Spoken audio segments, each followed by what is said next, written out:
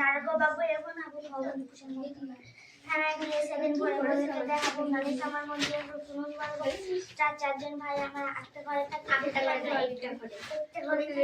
দুঃখে আমার সারা দিয়ে ভগবানকে তাকে বন্ধ করে সামনে ছোট বড় মেসে সকাল মতো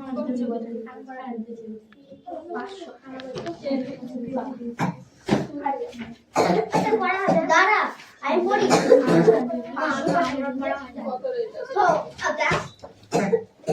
এই কি রে কবিতা লিখে ফেল, কবিতাটা লিখে ফেল। না দেখে মোটেই দেখবি না।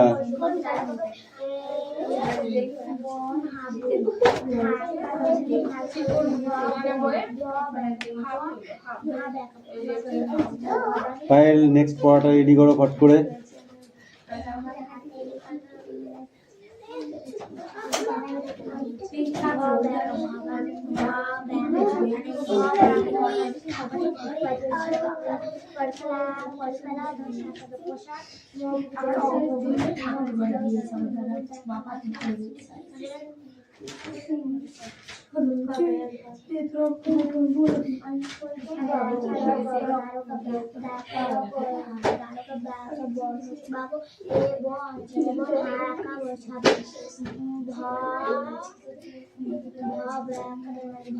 Samples.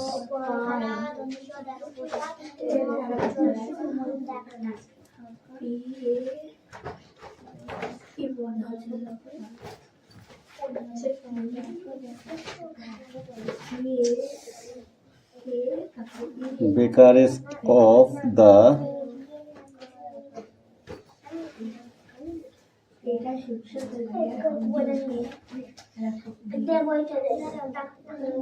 chain.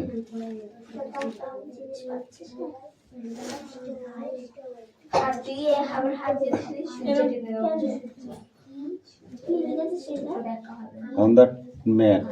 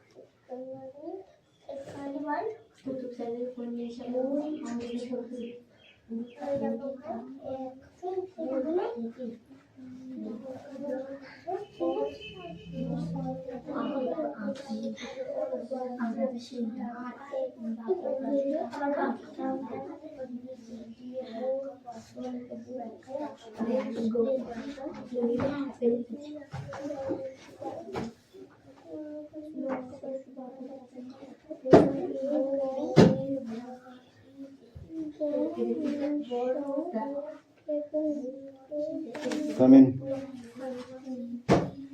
চয়নপত্র come in. সুন্দর করে লিখবে, ঠিক আছে?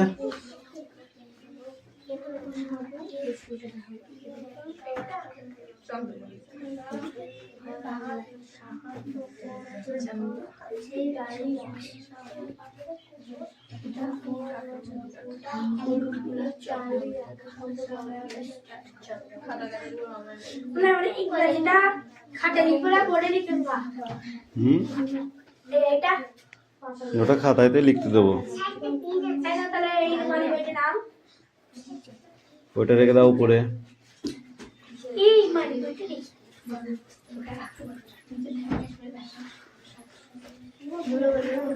কে গো, মিষ্টি বাবু নাকি? পড়া হয়েছে আপনার? লিখেছো? কি লিখেছো? পড়ো দেখি।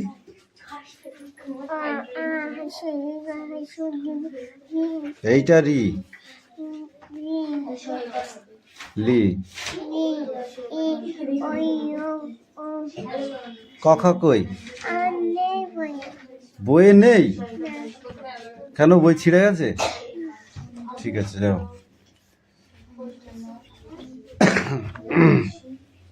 6 থেকে 3 বাদ দিলে 3, 5 থেকে 2 বাদ দিলে 3, 7 থেকে 2 বাদ দিলে 6 হয় না? এটা 5 হয়েছে? 5 ওরকম হয় না, এরকম হয়। বুঝেছো? যাও।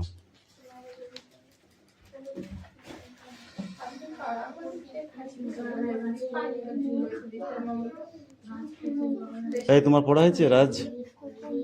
পড়া হয়েছে? তোমার পড়া হয়েছে? কি করছো? এরিয়া পড়া হলো? দাও। পড়া হয়েছে?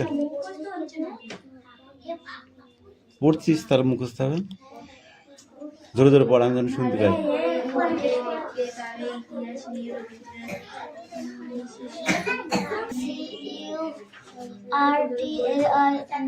Curtain is hanging on the Window. তারপরে there are some place on the bed on the Heart. shirt on the Bricks of the chair. I am Mew. on the mat. I am Me. to me. Okay. যাও। দাঁড়া।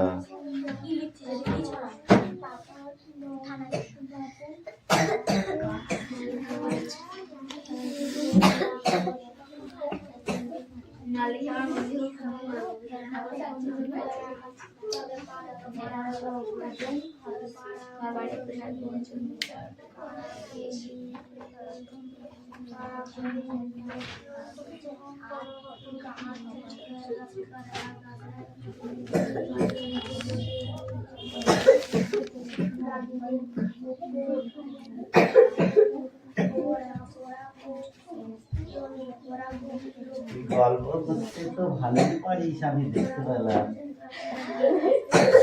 তুই বলি কথা নেই, এগুলো কি মিথ্যে মিথ্যে মিথ্যে কথা বললি? আমাকে মিথ্যে কথা বললি? মিথ্যে কথা কেন বললি বল? কথা কর, সব কর। কি গ ঘ ঙ চ ছ গুলকি জ ঝ তাই কি বই আছে পড়। চ ছ জ ধ মূর্ধন্য ত দ দ ধ দূর্ধন্য খ খ গ ঘ ম জ র র ব। কোথায় হাত দিচ্ছিস? তালবস্য মধ্যস্য দন্তস্য হ মূলাহ আঢ় অন্তুস্ত অন্বিত অনিশ্বর বিসর্গ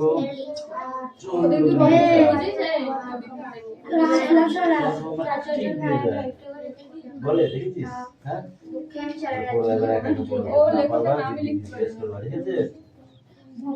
আর মিথ্যে কথা বলবা না, ঠিক আছে?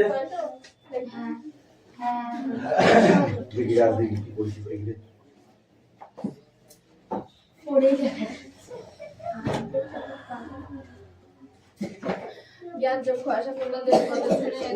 পরে অমল কোথায় গেল?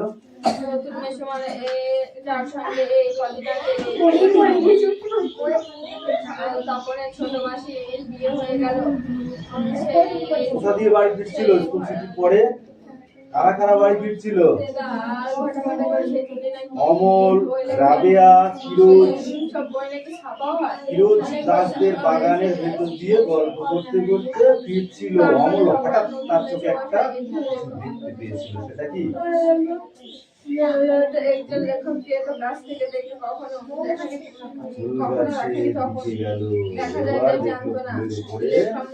অসাধারণ সুন্দর একটি প্রজাপতি বসে আছে। মাথায় মারবো গাড়টা তোর। এই পেজটা পড়ে আছে, ঠিক আছে?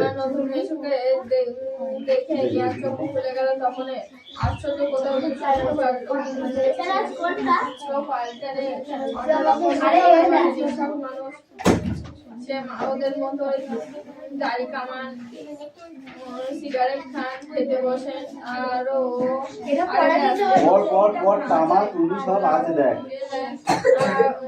চাঁদের সময় তাছাড়া ঠিক ছোট মামাদের মতো খবরের কাগজে দেখ কি আছে, ভালো করে পড়লে দেখতে পাবে ইতিহাস নিয়ে রবীন্দ্রনাথের বিশেষ সমস্যা নেই। কার সমস্যা নেই? রবীন্দ্রনাথের। বরং সেই ইতিহাসের বিষয়বস্তু নিয়ে তিনি প্রশ্ন করেছেন। ইতিহাসের যে বিষয়বস্তু, ইতিহাসে কি থাকে? পুরাতন দিনের কথা থাকে, ঠিক আছে, পুরানো জিনিসের কথা থাকে, মাটি, হ্যাঁ, রাজাদের কথা থাকে, মন্ত্রীদের কথাও থাকে, ঠিক আছে, তারপরে যুদ্ধ বিগ্রহের কথা থাকে, ঠিক আছে, তারপরে মর্মন্ত্রিক কোনো ঘটনার কথা থাকে, তাই তো? সেসব নিয়ে রবীন্দ্রনাথের কাছে কোনো সমস্যাই নাই, বরং ইতিহাসের বিষয়বস্তু নিয়ে তিনি প্রশ্ন করেছেন। কি প্রশ্ন করেছেন? সেই সব প্রশ্নের মধ্যে যেটা বড় হয়ে উঠেছে তা হলো ভারতের ইতিহাস। সেই সব যে প্রশ্নগুলো করেছে তার মধ্যে সব থেকে বড় প্রশ্ন হলো কি? ভারতের ইতিহাস। কে বা কারা লিখেছে ভারতের ইতিহাস? কে বা কারা লিখেছে? আমরা তো ভারতবাসী। তাহলে দেখ, লিখলাম আমাদের বাড়ির সম্বন্ধে লিখলাম একটা রচনা, ঠিক আছে, কে লিখেছে তার নাম নেই। তাহলে আমি তো জিজ্ঞাসা করতে পারি কবিতাটা ভালো হয়েছে কিংবা খারাপ হয়েছে, তাই না? তাহলে সেটা কে লিখেছে এটা তো জিজ্ঞাসা করতে পারি, কিন্তু সেটা নেই, ঠিক আছে। বিদেশি ঐতিহাসিক এখানে লিখেছে কি? যে বিদেশি ঐতিহাসিক, মানে কি? সে দেশেরও না, দেশের বাইরে। তাহলে সে কে? তাই তো, কোনো প্রশ্ন থাকবে তো? আচ্ছা, নাকি ভারতীয়? সে বিদেশি না ভারতীয়, ঠিক আছে। নিজেদেরই লিখতে হবে তাদের ইতিহাস, এবং যারা লিখেছে তাদের ইতিহাসটা আমরা লিখব। রবীন্দ্রনাথ ঠাকুর এই প্রশ্নটা করেছিলেন। রবীন্দ্রনাথের বেশ কিছু বছর আগে এইরকম প্রশ্ন তুলেছিলেন বঙ্কিমচন্দ্র চট্টোপাধ্যায়। তাহলে রবীন্দ্রনাথের বেশ কিছু আগে ইতিহাস সম্পর্কে যে প্রশ্ন তুলেছিল তিনি কে? কি লিখতে হবে? কি লিখতে হবে বল? বঙ্কিমচন্দ্র চট্টোপাধ্যায়, এক্ষুনি বলে দিলাম। তারও বক্তব্য ছিল, এই বঙ্কিমচন্দ্র চট্টোপাধ্যায়ের বক্তব্য ছিল কি? ছিল বাঙালি ইতিহাস চর্চা, অর্থাৎ বাঙালি জাতির অতীতের কথা বাঙালিকে জানতে হবে। বাঙালি জাতির যে অতীতের কথা সেটা বাঙালিকে জানতে হবে, না জানলে আর রক্ষা নেই। কিন্তু কেন রক্ষা নেই? কি জন্য ইতিহাস জানা নিয়ে এত ভাবনা চিন্তা? ইতিহাস জানা নিয়ে আমাদের এত ভাবনা চিন্তা কিসের? আজ যে দেখা যাচ্ছে, ঠিক আছে, এরকম একরকম এই আজ অর্থাৎ বর্তমান এসেছে ইতিহাস থেকে। এই যে আজকে 200 বছর পিছিয়ে যায়, 200-500 বছর পিছিয়ে যায়, ঠিক আছে। সেদিন এরকম আজকের দিনটা তারাও বলতো যে আজ আমাদের হাটবার, তাই তো। আমরা যেমন বলি শুক্রবার আসলে বলি কি, যে এটা বোঝাচ্ছি সেটা বলি। আমরা শুক্রবার আসলে কি বলি? আজ আমাদের হাট, তাই তো। তাহলে শুক্রবার একটাই এসছে? এই শুক্রবার কি একটাই এসেছে? তাহলে পূর্বপুরুষদের আমলেও হচ্ছে শুক্রবার এসেছে, তারাও বলেছে আজ, আমরাও বলছি আজ। এই নব যে কথা না সবাই জানে, আমি পরে পড়াবো, তাই না? অর্থাৎ বর্তমান কেমন হবে তার ঠিক হবে তার অতীত থেকে। বর্তমানটা কেমন হবে? অতীতের হাটটার দিকে তাকিয়ে হবে, তাই না? সেদিন হাটে জানিস তো বেগুনের দাম 60 টাকা হয়েছিল, তার মানে 65 বেশি করে নিয়ে যেতে হবে। বলা যায় না আজকে 60 টাকা, 70 টাকাও হইতে পারে, বেগুন লাগবে, তাই না, খাবার জন্য।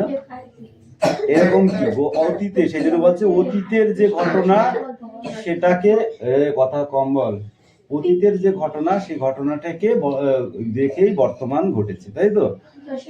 নানা কাজে যুক্তি খুঁজে বার করা হয় অতীত থেকে, নানা কাজে যুক্তি অতীত ঘেটেই কিন্তু বার করা হয়। যে এই বছরের পুজোটা তোরা সরস্বতী পুজো দিয়েছিস, সেটা কিন্তু সামনের বছর, এই বছরের পুজোটা সামনের বছর তোমার মনে পড়বে। কেন? যে আমরা আগের বছর এই করেছিলাম, এই শাড়ি পরেছিলাম, নাকি অমুক জায়গায় গেছিলাম, তমুক জায়গায় গেছিলাম, আমি অমুক স্কুলে অঞ্জলি দিয়েছিলাম, এবার কোথায় দেবো? সে সামনের বছর যখন দিবি সেটা তোদের কাছে আবার নতুন হবে, সেটা বর্তমান, ঠিক আছে। তাহলে এই যে কামিন অতীতে যে ঘটনাগুলো ঘটে যাচ্ছে সেইগুলোই কিন্তু ইতিহাস। সেই নেড়ে চেড়ে অর্থাৎ ছাগল ছানার গল্প মনে আছে? ছাগল ছানা গেছে জল খেতে, নেকড়ে তাকে ধরেছে। ছাগল ছানা যত জানতে চায় তার কি দোষ, নেকড়ে তাকে শোনায় তার পূর্বপুরুষ কি কি অপরাধ করেছে, তাই তো? ছাগল ছানাটা গিয়েছে জল খেতে, বুঝেছিস, নদীতে। আর একটা বাঘ এসে ধরেছে ছাগল ছানাটাকে, যে বলছে তুমি আমাকে খাও, ঠিক আছে, কিন্তু আমার কি দোষ, তুমি যে আমাকে খাচ্ছ, আমার তো একটা দোষ আছে, সেই দোষটা তখন নেকড়ে বাঘটা কি বলছে, বলছে তোমার পূর্বপুরুষের, ঠিক আছে। নেকড়ের যুক্তি ছিল ছাগল ছানাটাকে তার পূর্বপুরুষে করা অপরাধে শাস্তি পেতে হবে, অর্থাৎ পূর্বপুরুষে যে অপরাধ করে গিয়েছে সেই জন্য তোমাদের সারা জীবন ধরে তোমাদের এই শাস্তি দিয়ে যাব। অর্থাৎ ছাগল ছানাটির প্রতি নেকড়ের বর্তমান আচরণ যুক্তি লুকিয়ে আছে ইতিহাসে। এই যে বর্তমানে যে যুক্তি, সেই যুক্তিটা কি সেটা ইতিহাসের ভিতরে লুকানো আছে। তো তোদের এটা তো রিডিং পড়া, তোরা পড়ছিস না? এই দেখি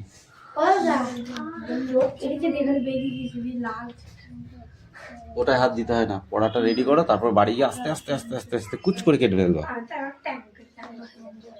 এ নিয়ে নিয়ে নিয়ে নিয়ে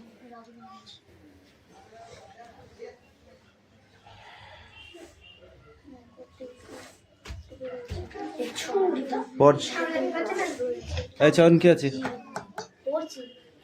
হয়নি এখনো, তো কি করিস তুই বাড়িতে? তো সেটাই বুঝে পারি না। এটা কার খাতা? সত্যি সত্যি না মিথ্যে মিথ্যে?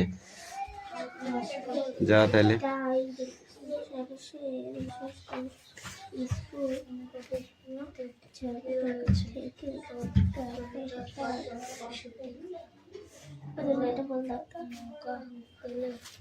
কি আছে এটা?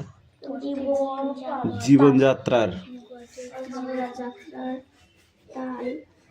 মজুমদার রক, এটা র হয়েছে।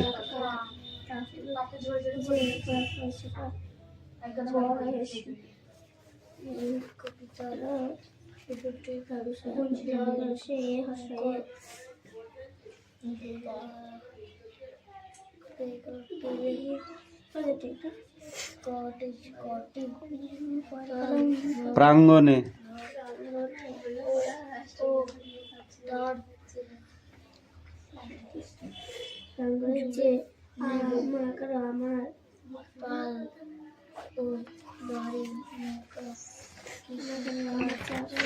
এই পেজের এটুকু সব পড়ে আসবি। এই তোর খাতা কই? বাবা এখনো হচ্ছে। এই পায়েল তোমার কি পড়া আছে দাও। শৈশবাধি জ্ঞান চক্ষু লেখক কে?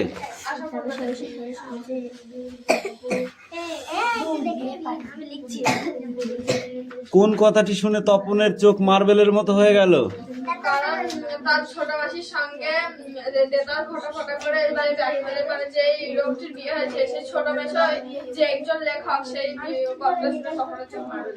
আচ্ছা, তপন হচ্ছে এই লেখক বলতে তার কি ধারণা ছিল? মানে লেখক বলতে তপনের ধারণা ছিল লেখকরা সাধারণ মানুষ নয়, সাধারণ মানুষের মতো চলাফেরা করেন। তার ছোট মেসমশাই কি ছিলেন? সত্যিকারের লেখক। লেখক কেমন হয় দেখতে?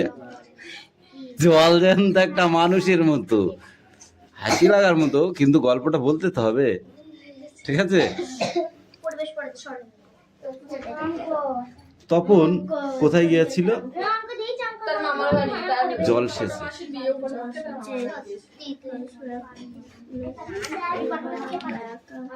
লেখক ছাড়া তপনের মেসমশাই আরেকটি পরিচয় আছে। পরিচয়টি কি?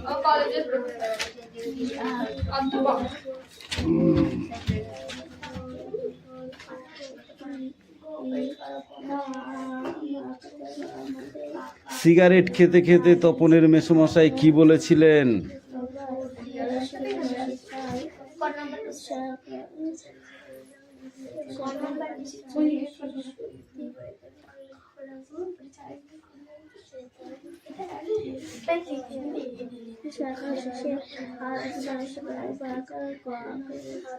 আমার পায়ে দিতে পারবে এ তো খাওয়ার মতোই, ঠিক আছে,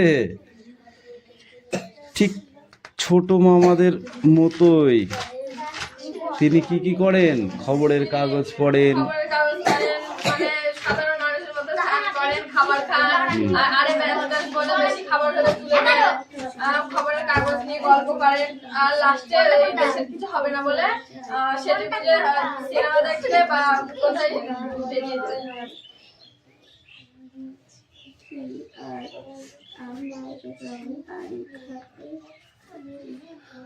তপনের মেসমশাই শ্বশুর বাড়িতে কেন রয়ে গেল? মানে কলেজে গরমের ছুটি উপলক্ষে তপনের মেশো, ছোট মেশো তার শ্বশুর বাড়ি আচ্ছা। চলে গেছে। সাজিয়েছিলেন।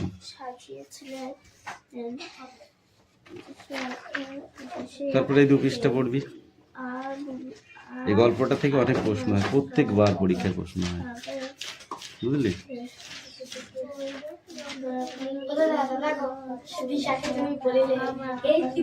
কামাই করবি না, কামাই করলে আমি বলে যাবো, কামাই করাই যাবে না বাবা, সামনে মাধ্যমিক রক্তের। শোন, একটা কথা বলবো, মাধ্যমিকে কে কত পড়েছিস রেজাল্টে বোঝা যাবে। যতই তুই চিল্লাস আর যাই করিস, পায়েল একটা জিনিস মাথায় রাখবি, ঠিক আছে? এই মাধ্যমিক পরীক্ষাটা তুই এই বছরটা খুব খাটবি, মানে ঘুরবো না, কোথাও যাব না, শুধু পড়বো। সঞ্জীবিত স্কুল থেকে আসলি কষ্ট করে হলো, এখানে আসতে একটু কষ্ট হয় আমি জানি, কিন্তু এই যে আমি একটা অফ টাইমে তোদের এই পড়াটা করাই, এটা তোদের কত উপকার তোরা নিজেরাও জানিস। কেন বল দেখি, উপকার কেন আমি বলছি? সকালবেলা বাড়িতে পড়া রেডি করতে পারবি যদি অন্য পড়া থাকে না থাকে, এটা নিয়ম তো বলো। স্কুল থেকে ফিরে এসে এই টাইমটা ঘুরে বেড়াতিস ফালতু, সেই টাইমটা এখানে পড়াটা রেডি হয়ে যাচ্ছে। বাড়ি গেলি, এবার একটুখানি ফ্রেশ হলি, আধা ঘন্টা ঘুরলি, বই পড়তে বসলি, একদম মাইন্ড ফ্রেশ হয়ে যাবে, পড়াগুলো সব রেডি করতে পারবি, যেখানে যেখানে পড়া আছে সব রেডি করতে পারবি। তাহলে এই যে একটা অফ টাইমে পড়া হচ্ছে, ঠিক আছে, এই টাইমটা কিন্তু তুই খুঁজে কোনোদিনও পেতিস না। তুই স্কুল থেকে বাড়ি এসে এই টাইমে পড়তে বসবি না, কেউ বসবে না। বসবে? তুই এতক্ষণ পড়ছিলি, তাহলে এইগুলো আমাকে তখন জিজ্ঞাসা করিস নি কেন সেটা বল। দূর্বাঘাসের,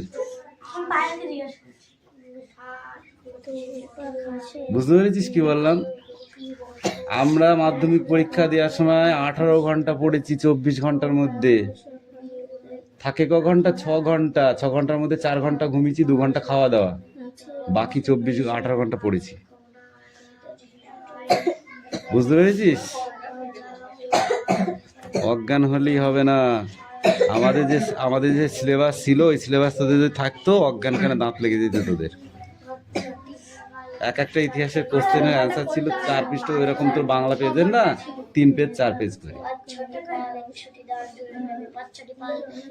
52টা রচনা মুখস্থ করু, মনে হচ্ছে যদি না আসে। তখন এত কমন দেওয়ার মতো কোনো ম্যান ছিল না, মাস্টার ছিল না। এখন আমি তোকে 4টে কোশ্চেন রচনা বলে দেবো, গ্যারান্টি আসবে, আসতেই হবে, একটা পাবি, ঠিক আছে? কিন্তু তখন এরকম গ্যারান্টি দেওয়ার মতো কেউ ছিল না। তাও আমার শুধু একটাই চিন্তা ছিল বাংলা পরীক্ষা দিতে গিয়ে, যদি রচনা না পাই, যদি কমন না হয় রচনা, মানে 52টা পড়ু, নিজের মধ্যে কনফিউজ আছে, ঠিক আছে, যা মনে হয় বাঁচবে না। কি বললাম বুঝতে পেরেছিস?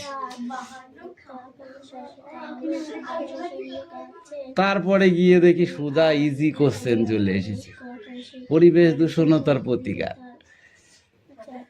বুঝেছিস? বেশি কমন পেলে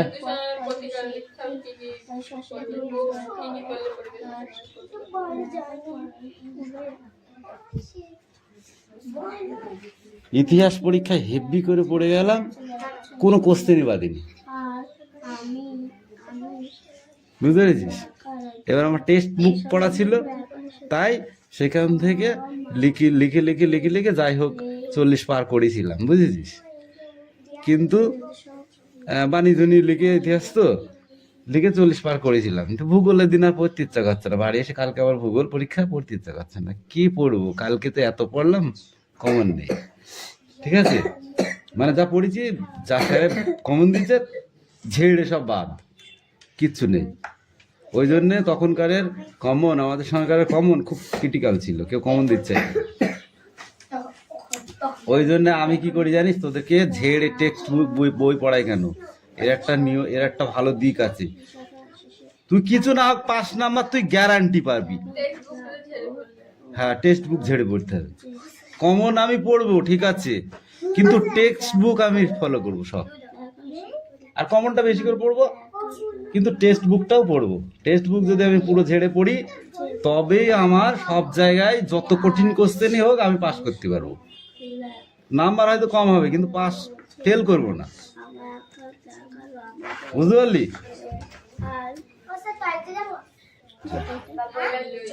আর একটু কেন বস, যেতে হবে না। ইঞ্জিনিয়ার তা ভূগোল পরীক্ষা দিতে গিয়ে দেখি, বুঝলে, যেগুলো কমন দিয়েছিল সে করাই। ঠিক আছে, এ কি মানে ইতিহাস একটা নিয়ম আছে মাধ্যমিকের, বাংলা আর ইংরাজি, 2 বাংলা ছিল আমাদের আর ইংরাজি। ঠিক আছে, তোর তো এখন একটা বাংলা, একটা নাই, আমাদের ছিল 2টো, ফার্স্ট পেপার সেকেন্ড পেপার। বুঝতে পেরেছিস? এবার ওই 3টের ভেতরে আমাদের কমন বাদলে, মানে বাংলা সহজ হলে ইংরাজি কঠিন হবে, এটাই নিয়ম, হবেই। যদি বাংলা সহজ আসে তাহলে ইংরাজি কঠিন হবে, আর যদি বাংলা কঠিন হয় তাহলে ইংরাজি সহজ হবে। ঠিক আছে, এটা নিয়ম। একটা সাইড গেল, একটা সাইড ইতিহাস আর ভূগোলকে নিয়ে, দুটোর মধ্যে একটা কঠিন হবে, একটা সহজ হবে। ঠিক আছে, আর অঙ্ক আর জীবনবিজ্ঞান আর ভৌত বিজ্ঞান, এই 3টির মধ্যে একটা কঠিন হবে, তবে বেশিরভাগ কঠিন হয় ভৌত বিজ্ঞান। মানে যদি 10টা পরীক্ষা হয়, 7টা ভৌত বিজ্ঞান কঠিন হবে, একটা জীবন বিজ্ঞান কঠিন হয়, আর 2টো অঙ্ক কঠিন হয়।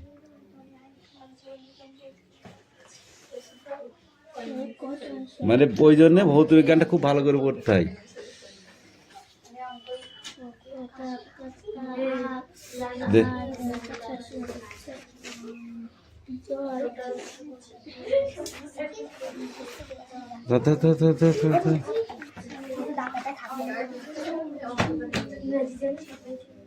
জায়গায় যা, এই অঙ্ক কটা সব, এই যোগ অঙ্ক কটা, যোগ বিয়োগ এখানে 2টি আছে। ধর, এই নাও গো, এই রাস্তাকে কথা কম বল। অতীতের যে ঘটনা, সেই ঘটনাটাকে দেখেই বর্তমান ঘটেছে, তাই তো? নানা কাজে যুক্তি খুঁজে বার করা হয় অতীত থেকে, নানা কাজে যুক্তি অতীত ঘেটেই কিন্তু বার করা হয়। যে এই বছরের পুজোটা তোরা সরস্বতী পুজো দিয়েছিস, সেটা কিন্তু সামনের বছর, এই বছরের পুজোটা সামনের বছর তোমার মনে পড়বে। কেন? যে আমরা আগের বছর এই করেছিলাম, এই শাড়ি পরেছিলাম, নাকি অমুক জায়গায় গেছিলাম, তমুক জায়গায় গেছিলাম, আমি অমুক স্কুলে অঞ্জলি দিয়েছিলাম, এবার কোথায় দেবো? সে সামনের বছর যখন দিবি, সেটা তোদের কাছে আবার নতুন হবে, সেটা বর্তমান। ঠিক আছে, তাহলে এই যে অতীতে যে ঘটনাগুলো ঘটে যাচ্ছে, সেইগুলোই কিন্তু ইতিহাস। সেই নেড়ে চেড়ে, অর্থাৎ ছাগল ছানার গল্প মনে আছে? ছাগল ছানা গেছে জল খেতে, নেকড়ে তাকে ধরেছে। ছাগল ছানা যত জানতে চায় তার কি দোষ, নেকড়ে তাকে শোনায় তার পূর্বপুরুষ কি কি অপরাধ করেছে, তাই তো? ছাগল ছানাটা গিয়েছে জল খেতে, বুঝেছিস, নদীতে, আর একটা বাঘ এসে ধরেছে ছাগল ছানাটাকে, যে বলছে তুমি আমাকে খাও। ঠিক আছে, কিন্তু আমার কি দোষ, তুমি আমাকে খাচ্ছ, আমার তো একটা দোষ আছে, সেই দোষটা তখন